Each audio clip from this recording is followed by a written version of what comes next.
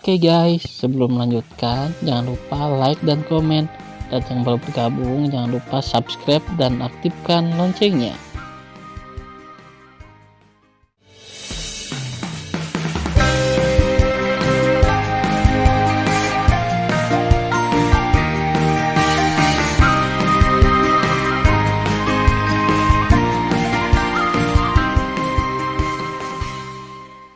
Episode 8. Melanjutkan cerita sebelumnya. Pikirkan tentang itu. Bagaimana Tan Yun memasuki kota? Siapa pria bangsawan di mulutnya? Mendengar pidato itu, Wang Yuan terkejut dan berseru, "Maksudmu Jenderal Xuanyuan mengizinkan Tan Yun masuk? Atau apa yang kamu pikirkan?" Zhang Yihan menarik napas dalam-dalam dan berkata, "Anda tahu, Jenderal Xuanyuan adalah paman dari penguasa kota kita. Dia sangat berprinsip. Tapi dia mengubah prinsipnya dan bahkan setuju bahwa Tan Yun, yang bukan seorang prajurit abadi atau tidak memenuhi persyaratan perintah perekrutan, harus memasuki kota, yang menunjukkan bahwa dia sangat mementingkan Tan Yun ini. Saya pikir lelaki tua itu pasti telah mengetahui bahwa Tan Yun memiliki alasan untuk menantang kekuatannya melawan langit." Mata orang tuanya menyala-nyala. Bagaimana dia bisa menjadi orang yang biasa-biasa saja? "Kamu tahu, Tan Yun akan melambung cepat atau lambat, bukan hanya bos toko." Mendengar itu, Wang Yuan sering mengangguk. "Bos, orang tua Zhang ini sangat baik kepada Anda ketika dia melihat kekuatan Anda dalam tantangan lompatan." Dalam perjalanan ke toko, Chu Xiao dan berkata dengan penuh semangat, "Sekarang toko memiliki, bahkan aula abadi ruang waktu terbaik, lelaki tua itu bersedia meminjamkan Anda tanpa pengembalian apapun. Tapi aku mendengar bahwa aku menghabiskan 1 hari di luar kota, tetapi menghabiskan 2 tahun penuh di dalam." Mendengar pidato itu, Tan Yun berkata sambil tersenyum, "Dalam analisis terakhir, saya masih meminjam nama Jenderal Xuanyuan. Jika tidak, apakah menurut Anda orang tua itu akan meminjamkannya kepada kami?" Chu Xiao menepuk kepalanya dan menatap Tan Yun dengan kagum. "Bos, kamu masih pintar. Kamu bilang kamu memiliki orang yang mulia untuk membantu kami kemarin sebelum kamu membiarkan kami masuk ke kota. Orang tua itu pasti berpikir bahwa orang yang mulia itu adalah Jenderal Xuanyuan. Hei, nama Jenderal Xuanyuan sangat berguna." Mendengar pidato itu, Tan Yun dengan sungguh-sungguh berkata, "Ingat, jangan menyebut Jenderal Xuanyuan di depan siapapun di masa depan. Pikirkan, begitu kita ceroboh dan merusak reputasi orang tuanya, apakah kita masih punya cara untuk hidup? Penggunaan hari ini adalah pilihan terakhir.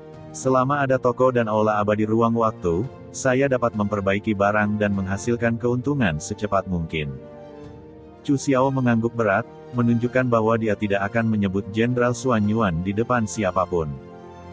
Setengah jam kemudian, Tan Yun dan Chu dengan anggun terbang ke udara dan mendarat di ujung jalan di bagian terdalam kota alun-alun. Di depan mereka ada paviliun 6 lantai setinggi 3.000 kaki. Permukaan paviliun ditutupi dengan tirai cahaya terlarang transparan. Tan Yun membuka formula Dharma terlarang menurut catatan di slip batu giok. Tangan kanannya menari dengan cepat di udara, dan kemudian mendorong ke depan di udara. Pada saat kekuatan abadi emas melesat ke tirai cahaya terlarang runtuh dalam riak kehampaan. Chu Xiao maju dengan penuh semangat, mendorong pintu di lantai pertama, langsung masuk, tertawa keras dan berkata, "Gaga, bagus. Bos, tahukah Anda, di masa lalu, adik laki-laki bahkan mencoba memasuk kota abadi Xuanyuan tetapi tidak berhasil. Tapi sekarang adik laki-laki ini tidak hanya masuk, tetapi juga memiliki toko dengan bosnya. Ini adalah mimpi bagi adik laki-laki itu." Tan Yun berkata sambil tersenyum, "Jangan kaget. Akan ada waktu bagimu untuk bermimpi di masa depan. Nah, sekarang saya akan memperkenalkan Anda kepada beberapa orang." Dengan itu, Tan Yun melambaikan tangan kanannya. Tiba-tiba, tirai tipis muncul di permukaan paviliun setinggi 3.000 kaki, tetapi Tan Yun mengatur penghalang untuk mengintip. "Pengorbanan." Tan Yun meludahkan kata pengorbanan. Tiba-tiba, jantung Hong Meng terbang keluar dari alisnya. Kemudian Tan Yun berbisik, "Su Bing, kamu bisa keluar." Kemudian, dalam keterkejutan Chu Xiao, "Sen Su Bing, Tang Mengyi, Namong Yukin, Si Hongxiao, dan Taixianer, Tang Xinying dan Gongsun Ruoxi keluar dari udara tipis di samping Tan Yun. Kemudian Sui Ziyan, Feng Qingcheng, Tuoba Yingying, Shen Suzhen, Namong Ruxue, Murong Sisi, Song Huixin dan Fang Ziqing juga keluar dari pihak Tan Yun. Akhirnya, Tian Lao, Wei Kuan, Gu Chong, Guan Xuankong dan Guan Xuankui juga terbang keluar dari jantung Hongmeng. Bos, apakah mereka? Chu Xiaoxia terkejut, menatap jantung Hongmeng yang mengambang di kehampaan dengan tidak jelas. Bos, senjata ajaib apa ini? Anda bahkan dapat memasukkan orang ke dalam dan kemudian menyimpan di alis Anda. Tan Yun berkata dengan sungguh-sungguh, senjata ajaib ini adalah rahasiaku. Kamu tidak boleh mengatakannya. Jika kamu gagal memenuhi kepercayaanku padamu, aku tidak akan menunjukkan belas kasihan kepadamu. Jangan khawatir, bos. Bahkan jika seseorang menaruh pisau di leher adik lelaki ini, aku tidak akan mengatakannya.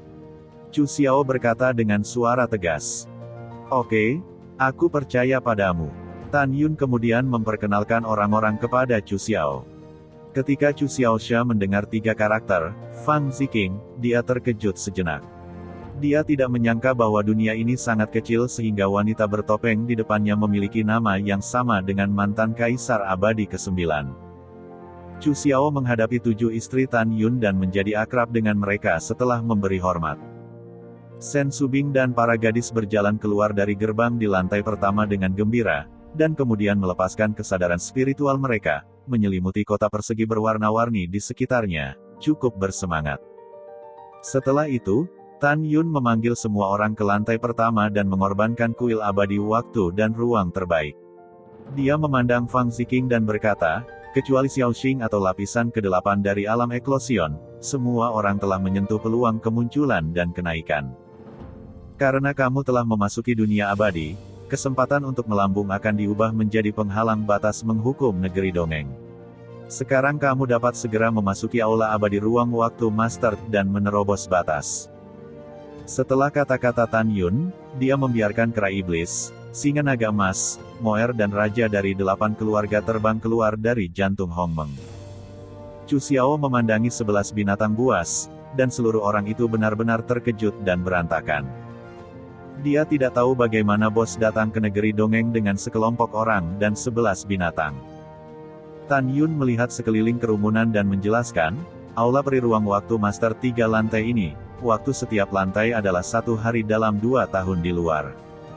Lantai pertama sangat kosong, yang hanya cocok bagiku untuk memperbaiki pil, alat, simbol, dan susunan saat berlatih. Ada 18 ruang pelatihan di lantai 2, lantai 3 dan setiap lantai. Subing, Yukin, Mengyi, Si Yao, Xianer, Ruoxi dan Xin Ying, kamu dan Ziyan, Qingcheng, Yingying, Suzhen, Ruxue, Sisi, Huixin dan Yingying memasuki lantai 3 kultivasi. Kera tua, pria besar, Moer, raja dari 8 keluarga, serta Tian Lao, Wei Kuan, Gu Chong, Xuankong dan Xuankui, memasuki kultivasi lantai kedua. Mendengar pidato itu, Chu Xiao berkata, bos, bagaimana dengan saya? Jangan khawatir tentang berkultivasi dulu. Kalau begitu bantu aku membuka toko dulu. Tan Yun berkata sambil tersenyum, jangan khawatir, kamu akan punya banyak waktu untuk berkultivasi di masa depan. Kemudian semua orang dan hewan memasuki aula abadi ruang waktu dan retret. Hanya Tan Yun, Chu Xiao dan Fang Ziqing yang tersisa. Tan Yun membawa aula peri ruang waktu ke telinganya dan menatap kedua orang itu, Chu Xiao, Anda segera pergi dan menanyakan tentang obat peri dan bahan pemurnian di lembah, sungai, lembah, hutan, dan dataran di kami luar kota. Aku tidak perlu mengajarimu cara bertanya. Chu Xiao berkata sambil tersenyum, tidak. Kemudian Chu Xiao berbalik dan melangkah keluar dari paviliun. Xiaoxing, kata Tan Yun sambil tersenyum, kakak akan membawamu membeli batu spiritual untuk berkultivasi. Sekarang tidak ada aura langit dan bumi di dunia abadi. Kamu hanya bisa berkultivasi dengan menyerap aura di batu roh. Fang Ziqing tersenyum dan mengangguk, lalu meninggalkan pintu toko. Di sebuah toko di seberang jalan, dia menghabiskan 600 batu abadi kelas menengah dan membeli 60.000 batu spiritual dengan mangkuk besar. Dengan batu spiritual ini, Fang Ziqing yakin bahwa dia akan segera meningkatkan wilayahnya. Kemudian, Tan Yun dan Fang Ziqing berbicara dan tertawa dan pergi ke toko yang menjual rak. Tan Yun membeli rak yang cukup untuk hanya tersisa 6.000 batu abadi tingkat rendah, dan kembali ke tokonya bersama Fang Ziqing. "Saudaraku, apa yang akan kamu beri nama toko kami?" Fang Ziqing menunjukkan rasa ingin tahu di matanya yang indah. Tan Yun merenung sedikit dan berkata dengan suara, "Sebut saja kota Tiange dari Sishu." Nama yang bagus untuk Tiange kota Sishui. Tanpa menunggu kata-kata Fang Ziqing, tiba-tiba sebuah suara penuh ejekan dan dominasi datang dari belakang. "Namanya bagus, tapi sayang sekali Anda tidak bisa buka toko ini." Tan Yun mengerutkan kening dan perlahan berbalik untuk melihat, tetapi dia melihat seorang pria parubaya dengan wajah penuh daging tingkat ke-6 humum abadi, memimpin 10 makhluk abadi tingkat ke-5 berjalan menuju dirinya sendiri. 11 orang semuanya mengenakan pakaian hitam ketat, dan mata mereka penuh dengan kilau berdarah dingin. Dilihat dari pakaian dan pakaiannya, itu seharusnya bukan dari keluarga Xiaohu. Tan Yun berpikir sendiri di sini, memeluk tinjunya dan berkata, "Kamu abadi, mengapa kamu mengatakan bahwa toko generasi muda tidak bisa dibuka?" Pria parubaya, yang dipimpin oleh Tan Yun, berhenti di depan Tan Yun, menatap Tan Yun dan berkata dengan dingin, "Karena kamu akan menyewa." Tan Yun tersenyum dan berkata, "Mengapa menyewakan toko yang baru saja saya sewa?" Pria parubaya itu berkata dengan suara yang dalam, "Karena toko ini adalah toko favorit kami di Zubao Xiange. Zubao Xiange kami perlu menggunakan toko ini untuk membuka cabang." Tan Yun geli, "Apakah Anda monyet yang diundang untuk bermain? Anda Zubao Xiange membuka cabang, dan kemudian Anda pergi ke toko lain, datang ke kota Sishu Tianxuan saya untuk mengeringkan wol. Iya, aku harus mengatur rak, jadi aku tidak akan menemanimu. Maaf aku tidak akan mengirimnya jauh." Mendengar ini, pria parubaya itu tercengang. Dia berpikir bahwa setelah Tan Yun mendengar nama, Zubao Xiange, dia akan dengan hormat menyetujui pemindahan tersebut. Dia tidak berharap Tan Yun acuh tak acuh. "Nak, apakah kamu tahu dari mana aku berasal?" Pria parubaya itu berkata dengan suara yang dalam, "Toko yang saya suka harus disewa. Jangan sombong." Tan Yun tiba-tiba menjadi penasaran. "Saya baru di sini. Saya benar-benar belum pernah mendengar nama Zubao Xiange. Ayo, tolong bicara dengan generasi muda. Mungkin generasi muda benar-benar setuju untuk pindah." "Kamu tahu," pria parubaya itu berkata, "penguasa paviliun abadi Zubao adalah ayah dari 1000 keabadian. Di kota persegi yang begitu besar, Zubao Xiange kami telah membuka 2 cabang, ditambah hanya 3. Tiba-tiba Tan Yun tersenyum, "Ternyata tuanmu adalah ayah dari 1000 keabadian. Benar-benar kuat." Pria parubaya itu berkata dengan tegas, "Bagaimana Anda bisa mendengarkan nada Anda? Anda tidak menerimanya. Beraninya kau berani." Tan Yun bertepuk tangan dan berkata, "Baiklah, untuk pekerjaan putra tuanmu di ketentaraan, aku setuju untuk menyewakannya." "Kamu lucu." Begitu pria parubaya itu membuka mulutnya, dia diinterupsi oleh Tan Yun sambil tersenyum dan menjulurkan jari. "Menerjemahkan tidak apa-apa, tetapi Anda harus mengeluarkan nomor ini." "Berapa harganya?" tanya pria parubaya itu. 10 juta batu abadi kelas atas. Tan Yun berkata dengan lemah. "Sial, kamu berani bermain-main denganku." Pria parubaya itu menjadi marah, memasang cincin abadi di antara jari-jarinya, dan belati abadi kelas atas keluar dari udara tipis. Dengan cahaya dingin yang tajam, dia merobek kekosongan dan memotong leher Tan Yun. Ini seperti membunuh Tan Yun.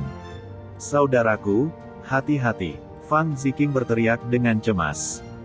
"Jangan khawatir," Tan Yun berkata, dan tiba-tiba mengambil langkah ke samping, cakar kanannya dengan kuat menjepit tangan kanan pria parubaya yang memegang belati.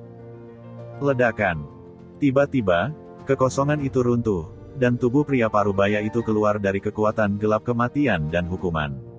Setelah mengalir ke belati, belati tiba-tiba terbang dari tangan kanannya dan menembak tenggorokan Tan Yun. Dan, dengan suara nyaring, Tan Yun masih menggenggam tangan kanan pria parubaya itu dengan tangan kanannya di mata pria parubaya yang gemetar, dan tiba-tiba mengangkat tangan kirinya, memegang belati. Saat ini, ujung belati hanya berjarak 1 mm dari tenggorokan Tan Yun. Ah! Klik! Jeritan yang menusuk hati terjalin dengan suara tulang yang melumpuhkan.